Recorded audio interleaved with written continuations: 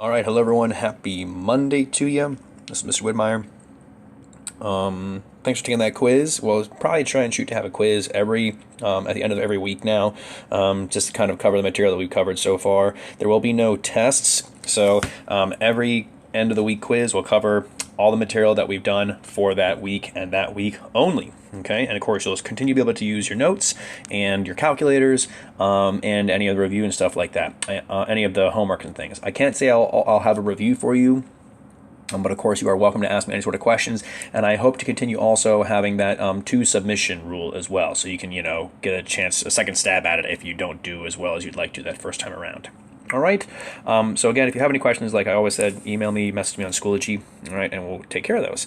So yeah, here we go. We're going to be looking at radical expressions and rational exponents today. So radical expressions, right? Those are like our square roots, our cube roots, and stuff like that, right? Square root, cube root, you can see those right there. Okay. Rational exponents are how we're going to rewrite.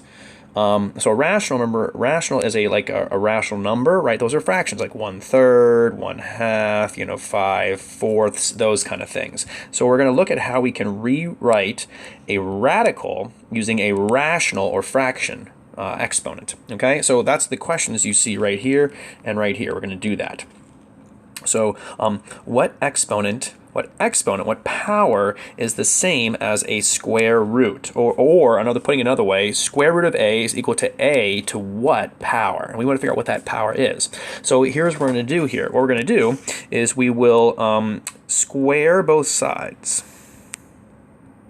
Okay, now when I square a square root, right, when we square a square root, what happens? Well, the square, darn, I did this last time, another class, I mean. When we square a square root, what happens? It cancels out, right? So we can square a square root, we just end up with a over here.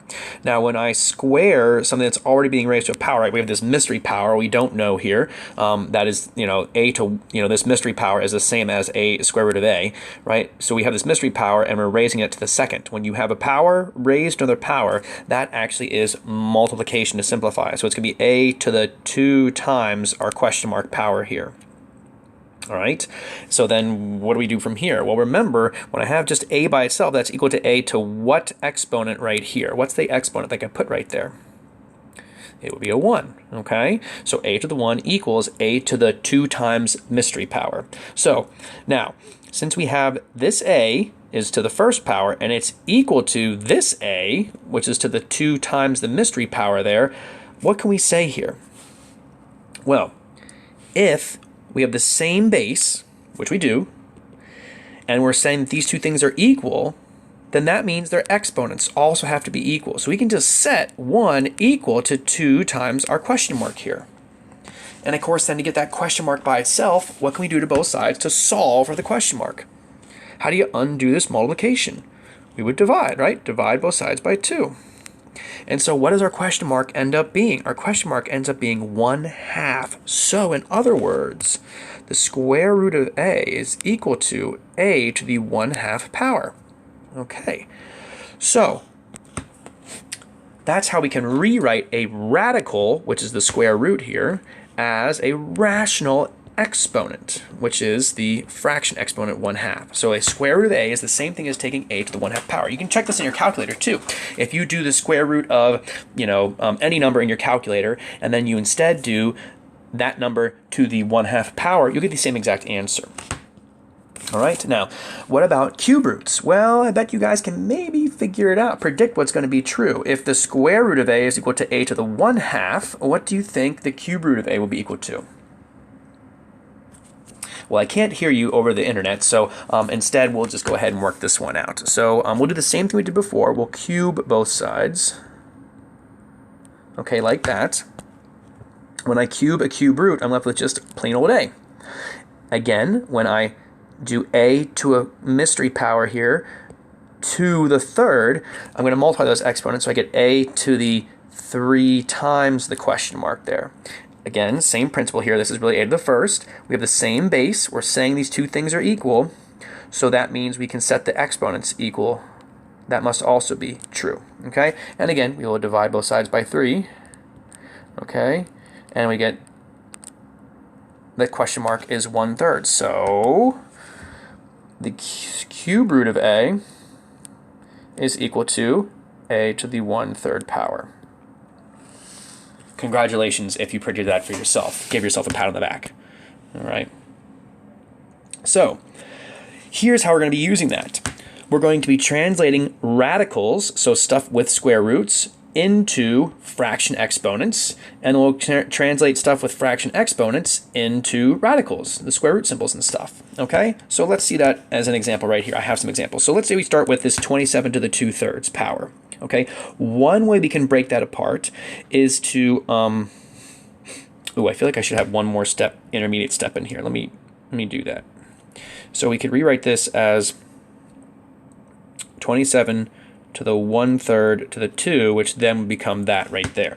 Okay, so I'll zoom in a little bit there so you can see that a little better.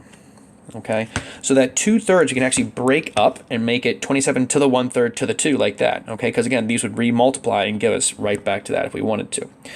Now, 27 to the 1/3, right? We just said up here that a 1/3 exponent is a cube root. So this is the same thing. They're saying cube root of 27, to the 2. Okay, now what's the cube root of 27? Well, again, you can type that in your calculator if you want to. Remember, for the cube root in your calculator, you have to press the math button and then arrow down to cube root. Cube root of 27 becomes just 3. And you still have the square from before. And so what's 3 squared? And our final answer is 9. Okay, so that's how we can simplify. Okay, so in other words, if you have a to a fraction like this, you can rewrite it as the nth root. So notice the denominator here becomes the root of the radical symbol, and then the m becomes the exponent there out back. Okay, that's how you can break it up. That's one way you can break it up. You can also flip the order around.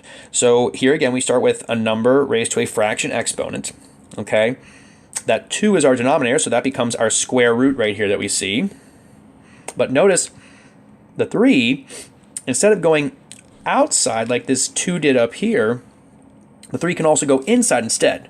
Okay, so in other words, you can put that numerator power in with your base of 4 there, or you can put the numerator power outside of the root like we did here with the 27. Okay, so you have a couple options there. You can really choose which one you want to do. And I'll kind of describe what I think is the best. I think it's best to do the root first and then do the exponent. And the reason why is because it's, makes it smaller numbers, so it's a little bit easier to calculate and stuff. So anyway, we cube that 4, we get 64, right? 4 cubed is 64, and then the square root of 64 is 8. Again, you can use your calculator for that. So again, these two, you notice we start with the same thing right here, but there's just 2 different ways to write it, okay? You can write it so that the root is inside with the base, and then the numerator power is outside, or you can write it so that the root is the outside piece, and that the a to the m there is on the inside. Okay, so it's kind of your choice. So for example, let's take a look at this problem right here. Negative 125 to the 4/3. Okay, we're going to rewrite this. We're going to convert from radical to rational, or vice versa. So here in this case, we have a rational exponent. So our answer here should have a root in it as our final answer. Or if we can simplify it without the root, that's even better. Okay, so we're starting with a rational or fraction exponent, and we want to end up with a radical result. So let's rewrite this. So let's see here. The 3 is our denominator, so what does that mean our root is going to be? We're going to have a cube root. Like this. Okay? And so now we can make some decisions. That 4, remember that based on our properties that we saw up here, these 2 different options up here, we can either put it in like this, inside, with a negative 125, or we could put it on the outside